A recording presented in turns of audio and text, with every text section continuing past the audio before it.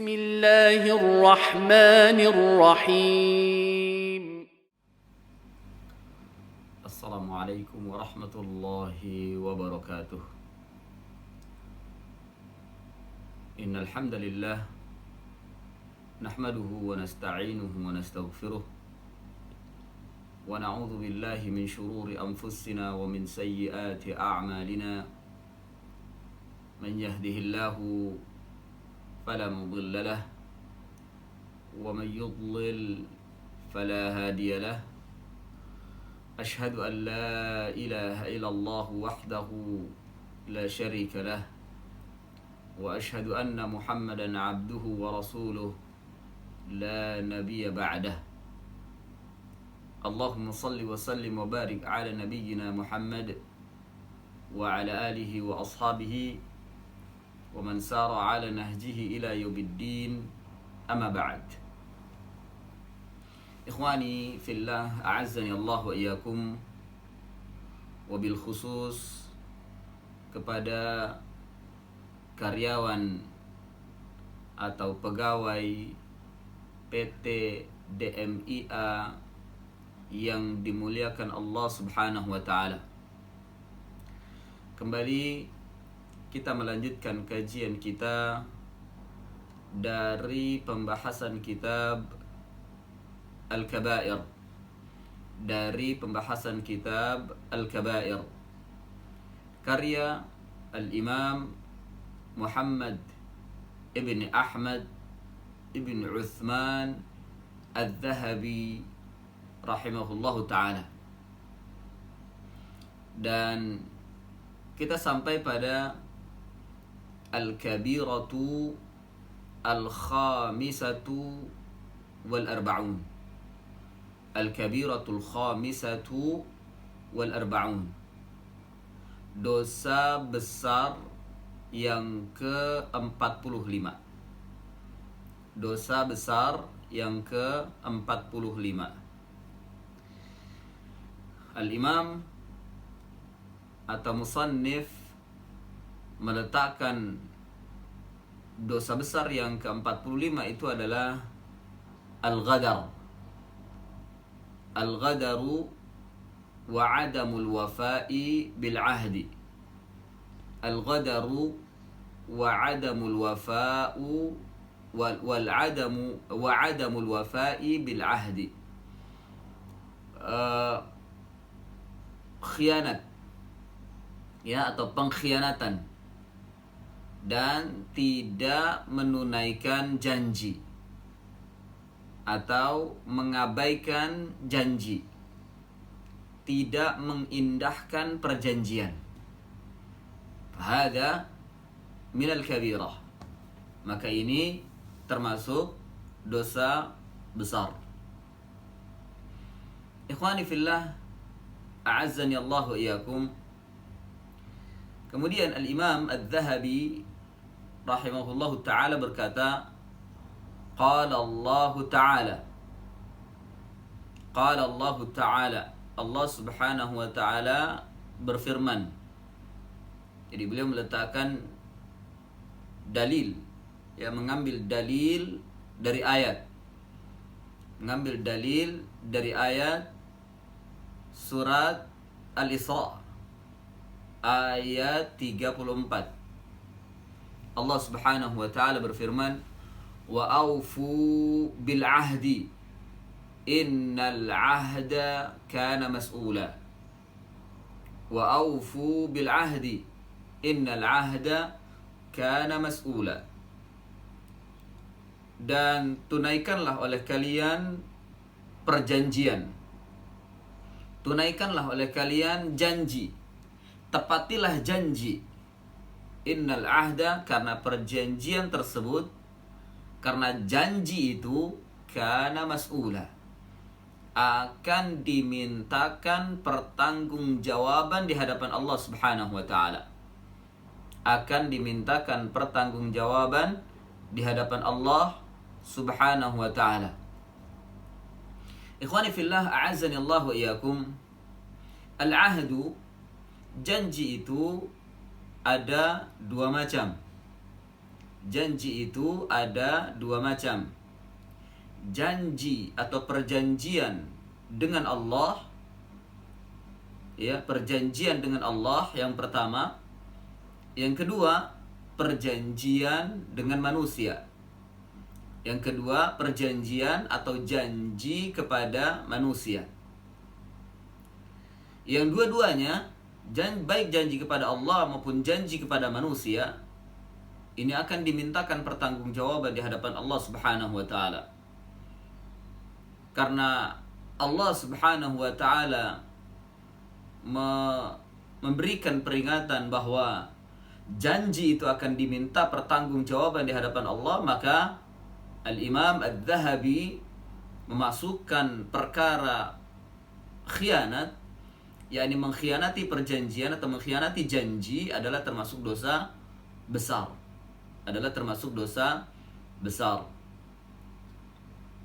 Kemudian Al-Imam membawakan perkataan ulama, yakni diantaranya Az-Zujaj. Beliau berkata, qala Az-Zujaju kullun ma amara Allah bihi aw naha anhu fahuwa min al-ahdi. Kullun ma amara Allah bihi aw naha anhu fahuwa min al-ahdi. Semua apa-apa yang Allah Subhanahu wa taala telah memerintahkan dengannya, ya, di mana? Di dalam Al-Qur'an atau melalui lisan Nabi sallallahu alaihi wasallam di dalam al-hadis. Allah telah memerintahkan dengannya, au naha anhu, atau telah melarang darinya, fahuwa minal ahdi, maka itu adalah bagian daripada perjanjian.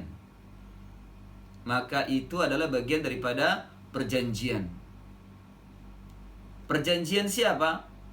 Perjanjian antara manusia dengan Allah Azza wa Jalla. Perjanjian antara manusia dengan Allah Azza wa Jalla. Ya. Kemudian Al-Imam atau musannif berkata lagi, wa qala ta'ala, dan ini dalil yang kedua dari ayat, wa qala ta'ala, dan Allah, wa qala Allah ta'ala, dan Allah Subhanahu wa ta'ala berfirman, ya ayyuhalladzina amanu awfu bil 'uqud.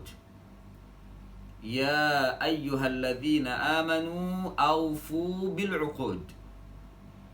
Wahai orang-orang yang beriman, wahai orang-orang yang beriman, tunaikanlah oleh kalian al-'uqud. Kalau di awal tadi al-'ahdu atau al-'uhud, sekarang menggunakan qaf, al-'uqud.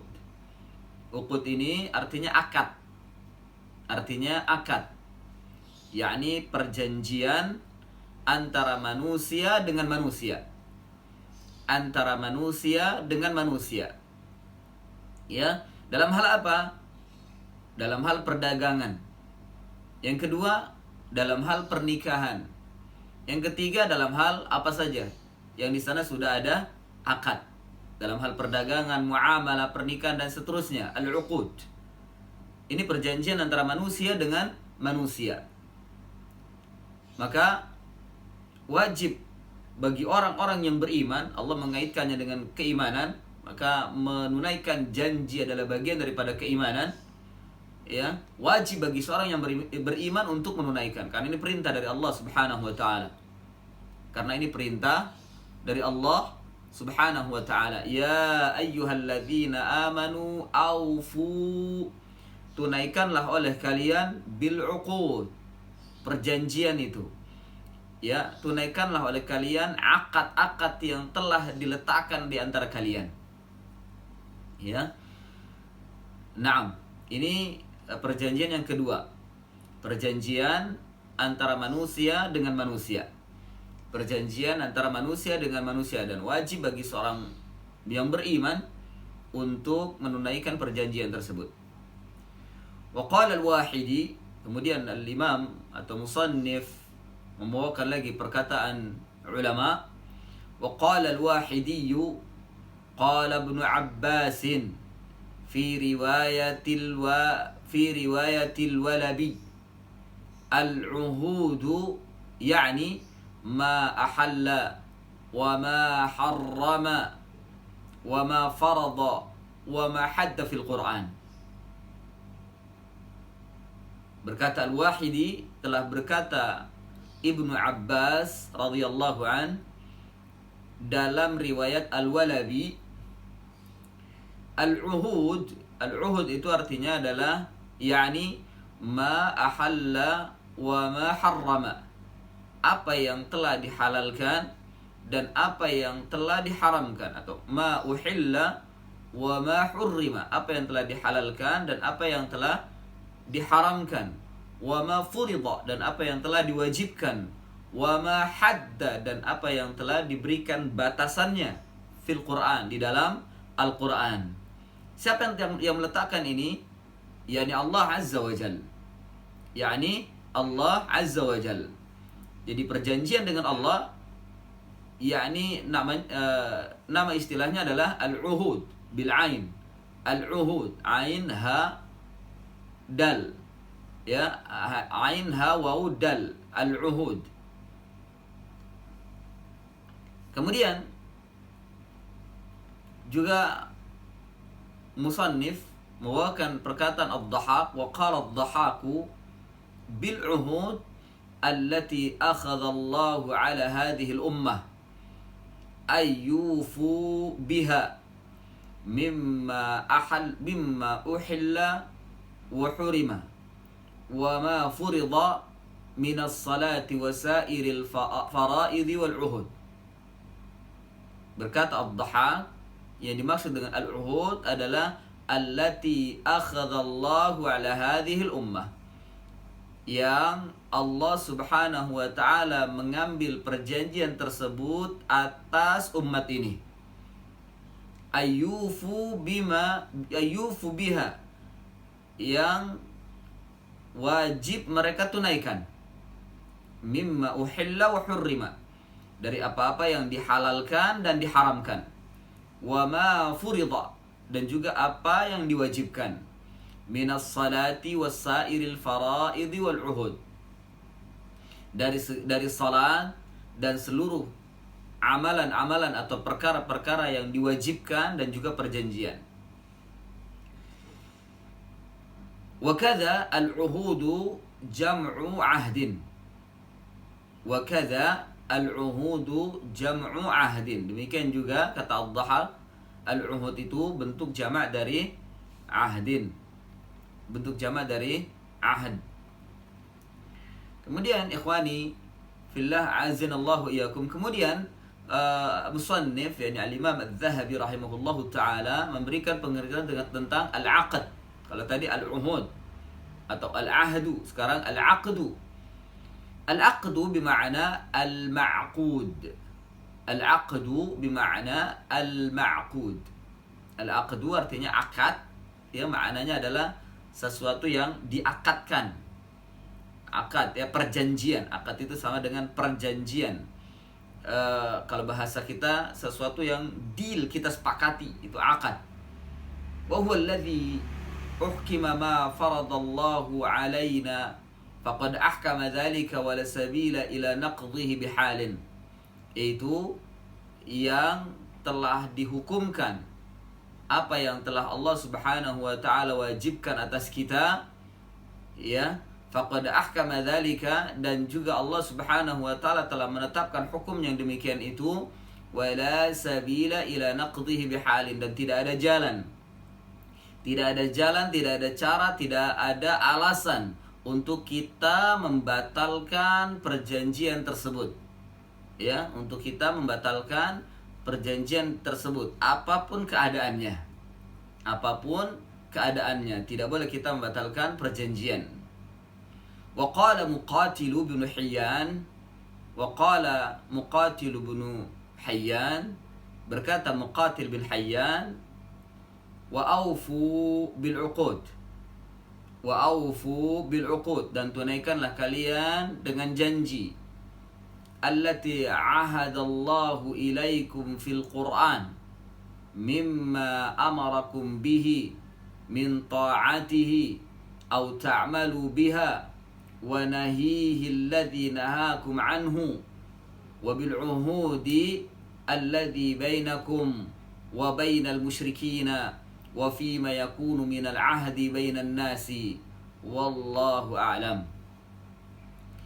Berkata Muqatil bin Hayyan, jadi Al-Imam Adz-Dzahabi rahimahullahu taala meletakkan pula di sini membawakan perkataan Muqatil bin Hayyan dalam tafsir beliau, al-aufu bil uqud, tunaikanlah dengan janji-janji itu. Apa yang dimaksud dengan al-uqud? Allati ahadallahu ilaikum, yang Allah Subhanahu wa taala telah mengambil perjanjian, telah mengikat perjanjian kepada kalian fil Quran, di dalam Al-Quran. Jadi kalau kita ingin melihat perjanjian seorang hamba atau perjanjian hamba dengan Allah, lihat dalam Al-Quran. Lihat dalam Al-Quran. Mimma amarakum bihi min ta'atihi, dari apa-apa yang telah diperintahkan kepada kalian dengannya dari ketaatan. Ya, dari ketaatan. An ta'malu biha, untuk kalian amalkan dengannya, untuk kalian amalkan dengannya. Wa nahihi alladhi nahakum anhu, dan juga larangannya yang telah Allah larang kepada kalian darinya. Wa bil uhudil ladzi bainakum wa bainal musyrikin, dan juga tunaikan dengan perjanjian yang ada di antara kalian dengan kaum musyrikin. Karena memang pernah Rasulullah SAW dan para sahabatnya meletakkan perjanjian. Ya, ingat peristiwa perjanjian Hudaybiyah. Dan ini perjanjian antara manusia dengan manusia yang di kemudian hari orang-orang Yahudi dan kaum musyrikin mereka mengkhianati janji mereka sendiri. Dan mengapa mereka mengkhianati? Karena tidak sesuai dengan apa yang mereka perkirakan. Tidak sesuai dengan apa yang mereka perkirakan. Mereka yang meminta untuk mengikat perjanjian, mereka pula yang mengkhianati. Karena mereka merasa dirugikan. Karena Allah Subhanahu wa taala ternyata berkehendak lain. Ketika Nabi sallallahu alaihi wasallam mengikat perjanjian, justru di sana diambil kesempatan oleh Nabi sallallahu alaihi wasallam dan para sahabatnya untuk mendakwahkan dengan damai, untuk mendakwahkan Islam agar mereka mendengar Al-Qur'an, Masya Allah. Dan pada waktu terjadi perjanjian tersebut, banyak manusia berbondong-bondong masuk ke dalam Islam. Banyak manusia mendengarkan agama Islam dan mereka masuk ke dalam Islam. Dan ini dilihat oleh orang-orang Yahudi dan orang-orang musyrikin, ini kerugian bagi mereka. Awalnya mereka ingin mengambil keuntungan, ternyata kerugian. Banyak manusia mendapatkan hidayah dengan perjanjian tersebut. Namun Nabi tetap diperintahkan oleh Allah Subhanahu wa taala untuk menunaikan perjanjian mereka dengan kaum musyrikin dan juga dengan orang-orang Yahudi. Merekalah yang membatalkan perjanjian, merekalah yang mengkhianati perjanjian. Ya. Apa yang dikatakan Muqatil bin Hayyan, yakni Allah Subhanahu wa taala melarang kepada mereka, kepada kalian, yakni Nabi dan para sahabat serta kaum muslimin, untuk membatalkan perjanjian mereka. Alladzi bainakum wa bainal musyrikin, dan perjanjian antara kalian dengan orang-orang musyrikin. Wa fi ma yakunu minal ahdi bainan nas, dan pada apa-apa yang ada dari perjanjian antara manusia. Wallahu a'lam, hanya Allah Subhanahu wa taala yang mengetahuinya. Berdasarkan dengan penjelasan di awal demikian dari Al-Imam Adz-Dzahabi rahimahullahu taala, maka kita mengetahui perjanjian yang dimaksud, yang kita dilarang untuk mengkhianatinya, adalah perjanjian yang dua macam tadi yang disebutkan di awal, yakni perjanjian dengan Allah Subhanahu wa taala yang kita bisa lihat di dalam Al-Quran, dan juga penjelasnya yaitu Al-Hadits Nabi sallallahu alaihi wasallam. Melalui penjabaran dari Nabi sallallahu alaihi wasallam, tidak boleh kita mengadakan perkara-perkara yang tidak diajarkan oleh Nabi sallallahu alaihi wasallam. Ini termasuk dari perjanjian. Kemudian yang kedua, perjanjian dengan manusia. Siapapun dia, perjanjian dengan manusia, ikatan perjanjian dengan manusia. Siapa dia? Musliman kana au kafiran au musyrikan. Ya, baik kita mengikat perjanjian antara muslim, kafir atau musyrikin. Ketika kita mengikat perjanjian dengan orang-orang kafir dan musyrikin, tidak boleh juga kita mengkhianati. Tidak boleh kita mengkhianati, apalagi hanya karena sebab mereka tidak sepaham, mereka tidak seagama dengan kaum muslimin. Dan bukan berarti kita menghalalkan bolehnya membatalkan perjanjian dengan mereka. La, bahkan kalau seandainya kita membatalkan perjanjian dengan mereka, kalau kita sudah mengikat perjanjian dengan mereka, maka kita terjebak ke dalam dosa besar. Bukan akhlak yang mulia, bukan akhlak yang diajarkan dalam Islam, mengingkari perjanjian antara manusia. Hatta dia manusia tersebut non-muslim, kafir atau musyrikin, tidak boleh kita membatalkan perjanjian atau akad apapun, ya, atau akad apapun. Tidak boleh kita mengkhianati mereka. Jangan kita mengatakan dia non muslim ini, dia kafir ini, biarlah kita kita ingkari. La yajuz. Tidak ada dan tidak boleh kita memiliki keyakinan demikian. Ikhwani fillah, a'azzani Allah wa iyyakum. Kemudian selanjutnya Imam Az-Zahabi rahimahullahu taala membawakan dalil-dalil dari hadis-hadis Nabi sallallahu alaihi wasallam. Di antaranya yang pertama, apa yang diriwayatkan oleh Al-Bukhari dan Muslim dari sahabat Abdullah bin Amr radhiyallahu an. Al-Imam Az-Zahabi berkata, wa qala an-nabiy sallallahu alaihi wasallam arba'un man kunna fihi kana munafiqan khalisan wa man kanat fihi khaslatun minhunna kanat fihi khaslatun minan nifaq hatta yada'aha. Ada 4 perkara, ada 4 hal. Barang siapa yang berada di dalamnya, atau barang siapa yang melakukan semuanya, kana munafiqan khalisan, maka dia itu adalah seorang munafik yang tulen. Seorang munafik yang murni, betul-betul munafik, tulen. Wa man kanat fihi khaslatun, dan barang siapa yang hanya ada 1 perkara saja, minhunna, dari 4 perkara tersebut, kanat fihi khaslatun minan nifaq, konon dia memiliki salah satu dari sifat munafik. Maka dia memiliki atau berada di dalam salah satu perkara munafik. Dia terkena salah satu perkara munafik. Hatta yada'aha, sampai dia meninggalkannya. yakni sampai dia bertaubat kepada Allah Subhanahu wa taala dan tidak melakukannya lagi. Yaitu idza haddatsa kadzaba. Yaitu yang pertama, idza haddatsa kadzaba. Apabila berbicara maka dia berdusta. Apabila dia berbicara maka dia berdusta. Maka di sini bisa diambil bahwa dusta, bohong adalah termasuk sifat munafik. Bohong adalah termasuk sifat munafik. Idza haddatsa, apabila berbicara dia berdusta. Ini bila terjadi mungkin antara manusia dengan manusia. Maksudnya dia berjanji atau berbicara dengan pembicaraan biasa. Ini sudah dikatakan munafik. Apalagi dia seorang dai, apalagi dia seorang yang dianggap ahli ilmu. Dia berbicara dusta kepada umat, menyampaikan kedustaan kepada umat, atau berdusta atas nama Nabi Sallallahu Alaihi Wasallam, mengajarkan umat ini dengan kedustaan. Fahadha akbarun nifaq. Ini sifat munafik yang paling besar. Berdusta atas nama Allah kepada umat.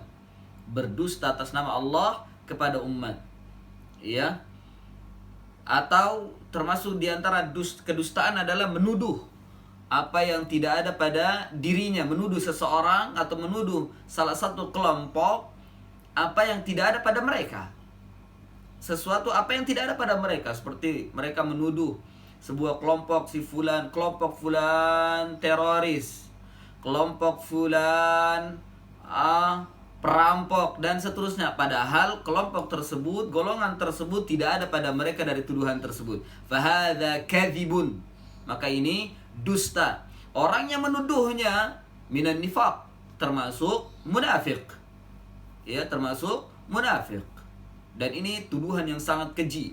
Dan ini adalah kezaliman yang akan dimintakan pertanggungjawaban di hadapan Allah Subhanahu wa taala. Idza haddatsa kadzaba wa idza tumina khana. Ini yang kedua. Wa idza tumina khana, apabila dia diberikan amanah, diberikan kepercayaan, khana, dia berkhianat. Dia berkhianat. Ini yang dijadikan dalil khianat, atau dia menyimpang ya dari amanahnya, tidak mau menunaikan amanahnya, atau mungkin menyelewengkan amanahnya, maka ini termasuk dosa besar dan termasuk dari tanda munafik. Jadi orang-orang munafik itu ketika dia diberikan amanah berkhianat, memalingkan atau menyimpangkan amanahnya. Dan yang seperti ini banyak sekali. Yang seperti ini banyak sekali. Ya, ketika diberikan kepercayaan, diberikan amanah untuk mengelola sesuatu, untuk membawa sesuatu, ya, untuk menyampaikan sesuatu, dia berkhianat. Hadza minan nifaq. Wa idza ahada, ini yang ketiga, wa idza ahada ghadara. Dan ini yang dijadikan sebagai dalil pada bab ini. Ya, pada al-kabiratu al-khamisah wa arba'un. Wa idza ahada, apabila ia mengikat perjanjian, apabila ia mengikat perjanjian atau apabila ia berjanji, ghadara, dia berkhianat. Artinya tidak menunaikan janjinya. Ya, dia tidak menunaikan perjanjiannya. Fadal munafik. Maka ini munafik. Termasuk dari sifat munafik. Apalagi di zaman sekarang ini banyak manusia berjanji, janji.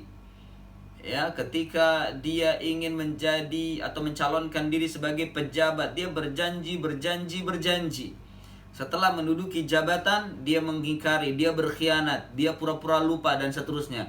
Fahadzan nifaq. Maka ini munafik. Maka jangan salahkan siapa-siapa ya ketika kita dipimpin atau ketika kita meletakkan orang-orang yang diberikan amanah, orang-orang yang mengingkari perjanjian. Jangan salahkan siapa-siapa, orang kita sendiri yang memilih. Ya. Dan ini banyak. Mereka setelah berjanji mengkhianati. Mereka akan dimintakan pertanggungjawaban di hadapan Allah Subhanahu wa taala. Jangan memilih orang-orang munafik untuk menjadi pemimpin, untuk menjadi orang yang mengurusi urusan kita dalam hal kenegaraan. Naam, wa idza ahada ghadara. Karena ini sifat munafik. Apabila dia berjanji atau mengikat perjanjian, dia berkhianat, dia berpaling, dia tidak mau menunaikan perjanjiannya. Wa idza khasama fajara. Ini yang keempat. Ini tanda munafik yang keempat. Wa idza khasama fajara. Apabila dia berdebat, khasama ini berdebat atau berdialog atau diskusi, fajara, dia fajir. Dia melakukan kezaliman. Dia melakukan kezaliman dengan lisannya atau dengan anggota badannya. Dengan secara lisan atau secara fisik. Dia fajara, zalim, melakukan kekerasan, melakukan anarkis. Ya. Baik dia menang maupun kalah ketika dia diskusi atau dialog. Ketika dia menang, dia akan mencaci maki orang yang kalahnya itu. Dia akan caci maki, dia rendahkan, dia hinakan, bahkan mungkin dia cap yang macam-macam. Hadza fajar, hadza nifaq. Atau sebaliknya, ketika dia kalah, dia mencari-cari pembelaan, dia main fisik. Ketika kalah dalam berdebat atau berdialog, dia main fisik. Zalim, melakukan anarkis. Fahadzal munafik. Kalah menang, dia melakukan kezaliman, dia melakukan anarkis. Fahadzal nifaq. Ini sifat tanda-tanda munafik. Ini pun tanda yang keempat ini banyak. Tanda yang keempat ini banyak. Ketika berdialog, ketika berdiskusi, ketika bertukar pikiran, ya, di dalam permasalahan, apalagi dalam permasalahan agama, kalah mereka main fisik. Ya, main fisik. Ketika menang mereka pun mencaci maki. Mereka pun mencaci maki, tidak pernah tidak aman dari kezalimannya, tidak aman kita dari anarkisnya. Dan ini sifat munafik. Dan barang siapa seorang muslim, dia mengaku muslim, memiliki salah satu sifat dari yang empat ini, dari empat sifat ini, maka dia telah terkena sifat munafik. Dan ini sangat tercela sekali. Apalagi barang siapa dia memiliki empat sifat ini, maka dia munafik tulen. Dan ini jelas sekali dalil yang sangat tegas bahwa mengkhianati perjanjian atau mengkhianati janji termasuk dosa besar, karena dicap munafik oleh Nabi SAW. Karena dicap sebagai orang munafik. Orang munafik di antara cirinya mengingkari perjanjian. Ya, mengingkari perjanjian. Ikhwani fillah, a'azzani Allah wa iyyakum. Kemudian musannif meletakkan kembali dalil yang kedua dari hadis Nabi sallallahu alaihi wasallam, yakni hadis yang dikeluarkan oleh Imam Ahmad dalam musnadnya dan juga Imam Bukhari dan Muslim dalam sahih mereka dari sahabat Abdullah bin Umar bin Al-Khattab radhiyallahu anhuma. Beliau berkata, wa qala Rasulullah sallallahu alaihi wasallam, likulli ghadirin liwa'un, likulli ghadirin liwa'un yaumal qiyamah, likulli ghadirin liwa'un yaumal qiyamah, yuqal hadha gudratu fulan ibn fulan, hadha gudratu fulan ibn fulan. Rasulullah SAW bersabda, untuk setiap pengkhianat itu ada benderanya. Lihat, bahasanya Nabi SAW menggunakan liwa, bukan rayah. Liwa itu adalah bendera besar. Liwa itu adalah bendera besar yang biasa dipakai oleh negara. Itu bendera besar. Nah, seperti negeri kita ini, ya, negara Indonesia. Liwa kita adalah bendera merah putih. Liwa kita adalah merah putih. Ya, ini namanya liwa. Artinya, Nabi ingin mengatakan bahwa para pengkhianat itu memiliki bendera sendiri, yang bendera ini besar, yang menaungi semua para pengkhianat, menjadi sebuah negeri sendiri, menjadi sebuah kelompok negara sendiri. Itu liwa. Artinya menunjukkan bahwa pengkhianat ini betapa hinanya di hadapan Allah Subhanahu wa taala. Pengkhianat ini betapa hinanya di hadapan Allah Subhanahu wa taala. Karena Nabi mengatakan likulli ghadirin liwa. Untuk setiap pengkhianat itu ada bendera besar. Ada benderanya, ada liwa. Yaumal qiyamah, nanti pada hari kiamat. Kemudian faedah yang selanjutnya, yang berikutnya, bahwa nanti pada hari kiamat kita akan melihat syiar-syiar para pengkhianat. Kita akan melihat dan mengetahui para pengkhianat dari bendera-bendera mereka. Syiar mereka, Allah berikan bendera untuk mengetahui inilah para pengkhianat. Inilah para pengkhianat. Baik pengkhianat agama, yakni pengkhianat Allah dan Rasulnya, atau pengkhianat terhadap manusia yang telah mengumbar janji lalu ia mengkhianati pada manusia. Ya, liwa'ul yaumal qiyamah. Jadi nanti kita bisa melihat para pengkhianat ini dengan bendera-bendera mereka. Yuqal, maka akan dikatakan kepada mereka, disebut atau dipanggil mereka itu, hadza ghudratu fulan ibn fulan. inilah benderanya atau bendera pengkhianat fulan bin fulan. Ini benderanya pengkhianat fulan bin fulan. Dalam riwayat ya ikhwah, dalam hadis yang aslinya di sini tidak ada ibnunya. Ya, gudratu fulan faqat. Gudratu fulan, inilah bendera fulan. Bendera pengkhianat fulan. Kelompok fulan, golongan fulan. Ya, kalau di sini sebutkan keturunannya. Bisa jadi fulan bin fulan, yakni pengikutnya fulan bin fulan, bendera pengkhianat fulan bin fulan. Fulan bin fulan. Ini untuk menunjukkan bahwa dosa besar kita berkhianat. Kita akan digolongkan kepada orang-orang yang pengkhianat yang lainnya nanti pada hari kiamat. Dan mereka memiliki bendera sendiri. Diketahui dengan bendera itu pengkhianat. Ya, bukan berarti ketika itu mereka para pengkhianat menerima bendera ini, tidak. Mereka tidak menerima. Tidak akan menerima. Dan mereka tidak mengetahui dan tidak mengakui bahwasanya dirinya pengkhianat. Tidak mau. Karena apa? Akan digiring oleh Allah Subhanahu wa ta'ala ke dalam neraka. Mereka lari dari bendera itu. Mereka tidak mau dimasukkan ke dalam bendera itu. Golongan bendera itu nanti pada hari kiamat. Namun Allah Subhanahu wa ta'ala yang telah mengatur mereka dan menggiring mereka. Karena Allah yang paling tahu apa yang ada di dalam hati mereka dari pengkhianatan. Ya. Ikhwani fillah, a'azanallahu wa iyyakum. Maka berhati-hatilah dari pengkhianatan, dari mengkhianati Allah dan Rasulnya, dari mengkhianati manusia. Karena ini dosa besar dan akan digolongkan bersama orang-orang yang memiliki bendera pengkhianat nanti pada hari kiamat. Kemudian ikhwani fillah, a'azzani Allah wa iyyakum. Selanjutnya Al-Imam Al-Zahabi membawakan hadis apa yang dikeluarkan oleh Imam Al-Bukhari, datang dari sahabat Abu Hurairah radhiyallahu an.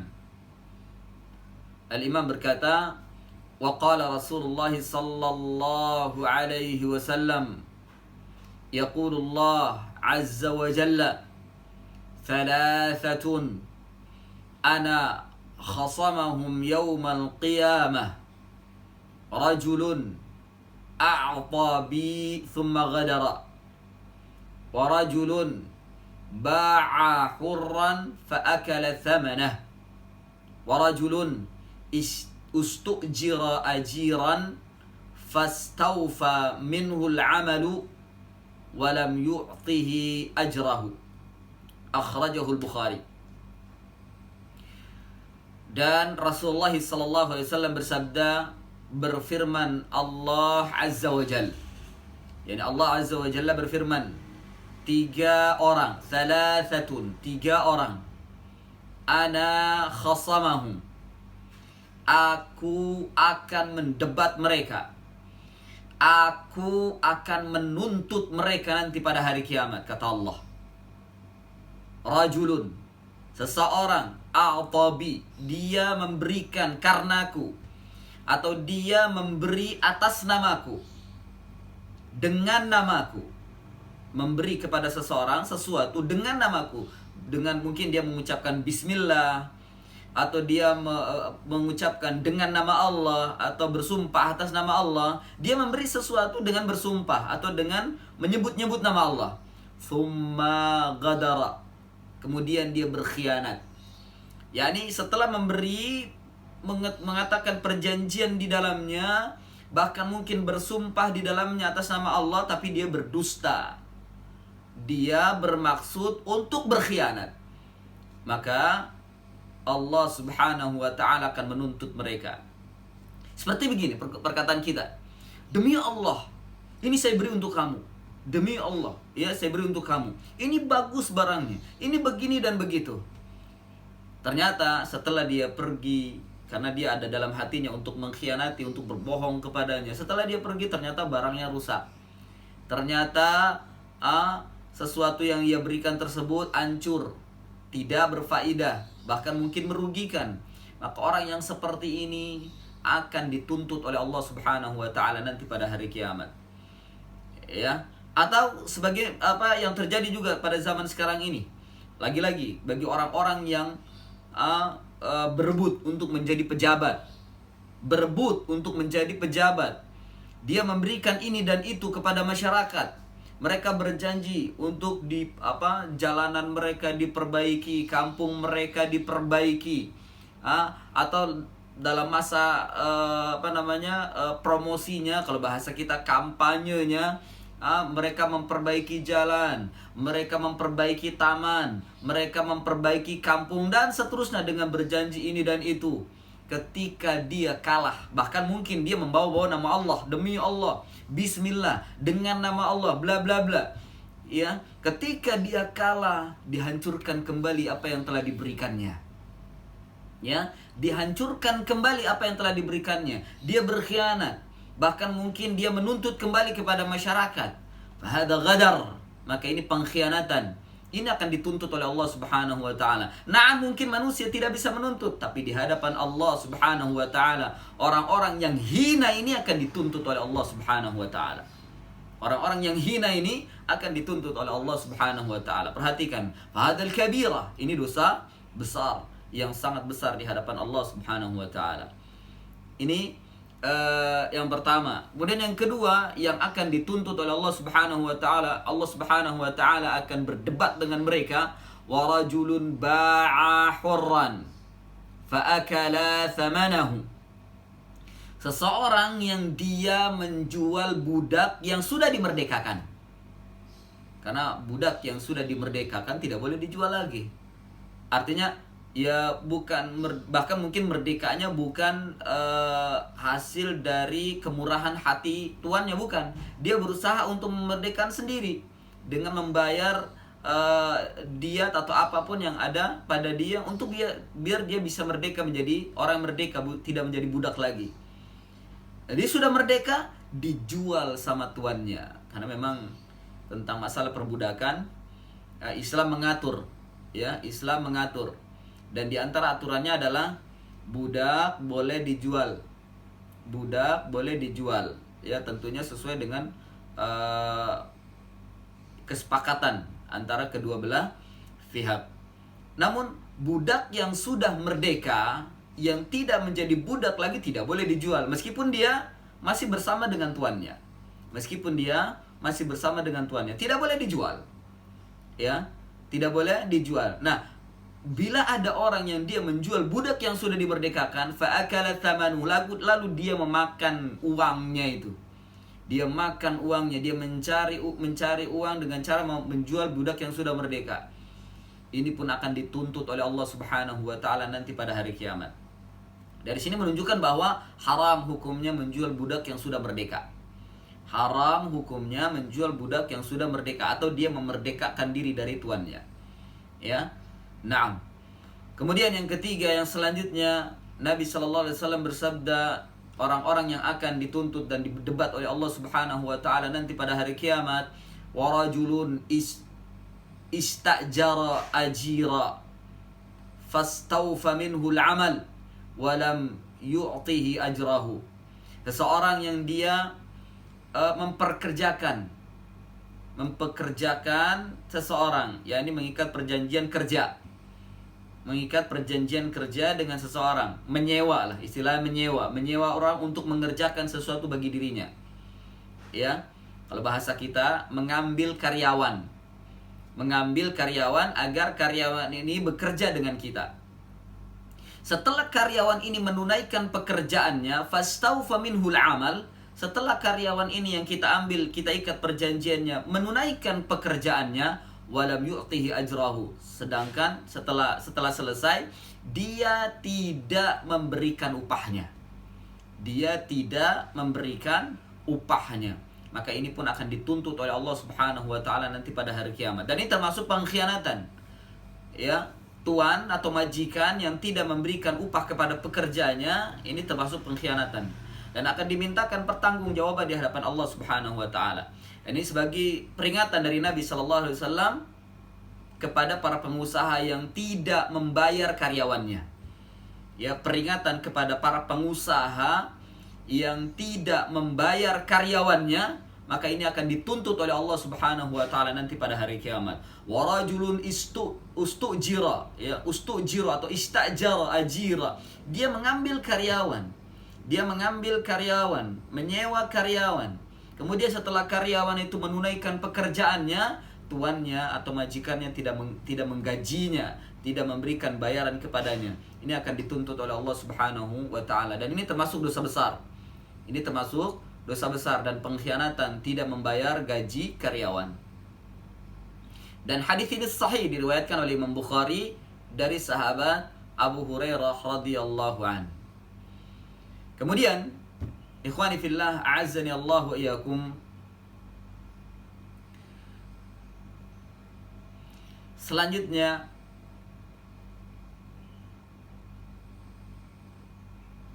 Al-Imam membawakan hadis apa yang dikeluarkan oleh Imam Muslim dari Nafi' Maula Ibnu Umar, dari Abdullah bin Umar radhiyallahu anhuma. Musannif mengatakan, wa qala Rasulullah sallallahu alaihi wasallam, man khala'a yadan min ta'atin laqiyallahu yawmal qiyamah wa la hujjatan lahu. Barang siapa yang melepaskan tangan dari ketaatan, maka ia akan berjumpa dengan Allah Subhanahu wa taala nanti pada hari kiamat, wala hujjatan lahu, sedangkan ia tidak memiliki hujjah, dia tidak memiliki alasan, dia tidak memiliki bukti, ia melepaskan tangannya dari ketaatan tersebut. Artinya diletakkan oleh Al-Imam Adz-Dzahabi rahimahullahu taala bahwa termasuk ghadar, termasuk pengkhianatan adalah memberontak, melepaskan tangan dari ketaatan kepada pemimpin. Ya, pemimpin apapun. Pemimpin perusahaan, pemimpin kelompok, apalagi pemimpin negara. Ya, pemimpin negara, pemimpin tim. Tidak boleh ketika kita mengikat perjanjian ketaatan kepada seorang pemimpin. Pemimpin apa saja? Pemimpin kelompok, pemimpin tim, pemimpin perusahaan, pemimpin, apalagi pemimpin negara. Tidak boleh kita melepaskan tangan kita dari ketaatan kepada mereka selama mereka memerintahkan atas nama Allah, selama mereka memerintahkan tidak untuk bermaksiat kepada Allah Subhanahu wa taala. Ya. Nah, barang siapa kita melepaskan tangan dari mereka, artinya kita mengkhianati, maka ini ghadar. Ini termasuk pengkhianatan dan termasuk dosa besar. Makanya setelahnya Nabi bersabda, "Wa man mata wa laisa fi 'unuqihi bay'atan." Dan barang siapa yang meninggal dunia sedangkan dia tidak di lehernya tidak ada bay'at. Bay'at ini ikat perjanjian, ikatan perjanjian. Mata maitatal jahiliyah, maka dia mati yang bangkainya seperti bangkai jahiliyah. Ya, mata maitatan jahiliyah, dia mati meninggal dunia dengan dalam keadaan jahiliyah.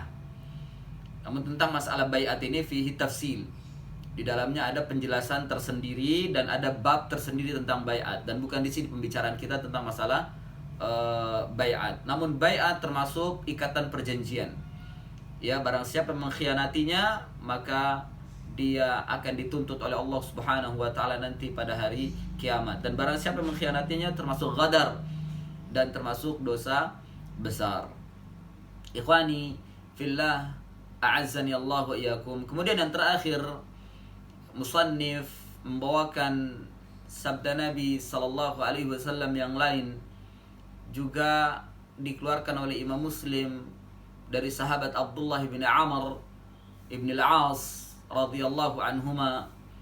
Wa qala Rasulullah sallallahu alaihi wasallam, dan bersabda Rasulullah sallallahu alaihi wasallam, man ahabba ay yuzahziha 'anil nari wa yudkhilal jannata falyati maniyatahu wa huwa yu'minu billahi wal yawmil akhir wal ya'ti ila an-nasi alladhi yuhibbu ay yu'ta ilaihi.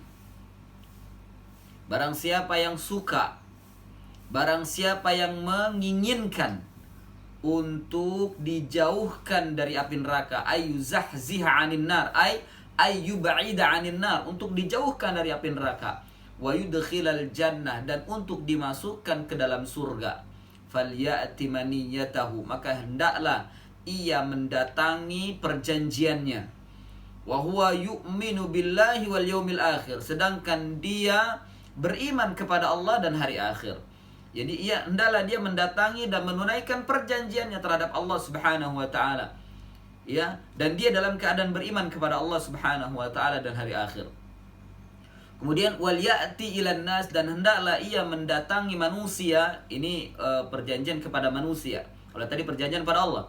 Yang kedua perjanjian pada manusia. Wal ya'ti ilan nas alladzi yuhibba ayyuta ilaihi, dan hendaklah ia mendatangi manusia, menunaikan hak-hak manusia yang ia suka untuk didatangi manusia kepadanya.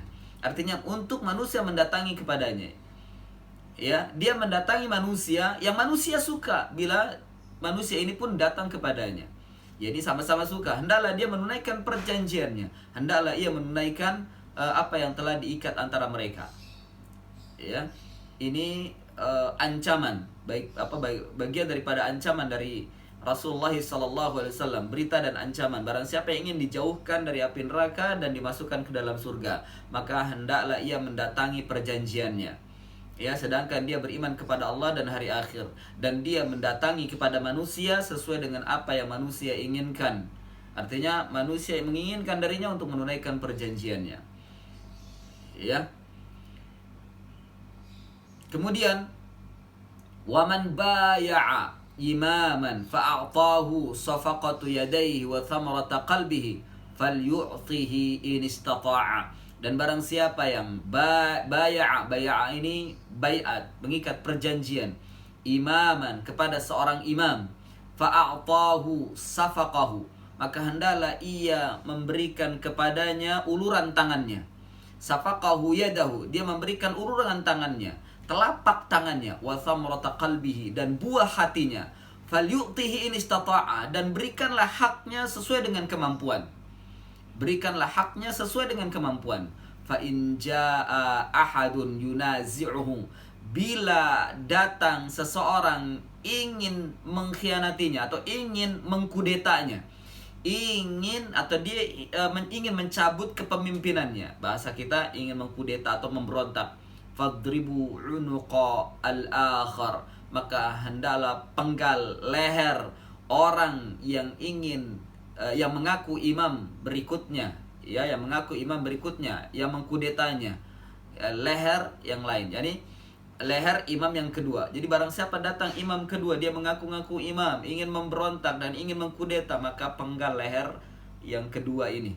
Leher yang kedua ini yang mengaku imam. Artinya hadis ini menunjukkan kepada kita bahwa tidak boleh kita mengangkat dua imam, atau tidak boleh dalam satu negeri ada dua imam, bahkan lebih, ya, tidak, apalagi lebih, ya, tidak boleh ada dua imam. Bila ada dua imam, maka salah satunya harus dibunuh, salah satunya harus dipenggal lehernya. Dan ini aturan dalam Islam, ya, ini aturan dalam Islam. Oleh karena itu, ikhwani fillah, azinallahu wa iyyakum, bila pengkhianatan atau pemberontakan termasuk dari pengkhianatan, dan ini dosa besar. Iya, ini apa yang disebutkan oleh Imam Adz-Dzahabi dalam Al-Kabiratu Al-Khamisatu wal Arba'un, ya, dosa besar yang ke-45. Semoga kita bisa mengambil faedah dari pelajaran ini atau kajian ini atau kitab ini, dan semoga kita dijaga oleh Allah Subhanahu wa taala dari pengkhianatan, dari ketidakjujuran atau dari sifat-sifat munafik yang lainnya. Dan semoga kajian kita di pagi ini bermanfaat dan juga membawa barokah, dan Allah Subhanahu wa taala senantiasa memberikan barokahnya kepada kita pada ilmu yang kita pelajari. Ya, semoga bermanfaat. Wassallallahu ala nabiyyina Muhammadin wa ala alihi wa sahbihi wa barik wasallam. Subhanakallahumma bihamdika asyhadu an la ilaha illa anta astaghfiruka wa atubu ilaik. Wa akhiru da'wana anil hamdulillahi rabbil alamin. Wassalamu alaikum warahmatullahi wabarakatuh.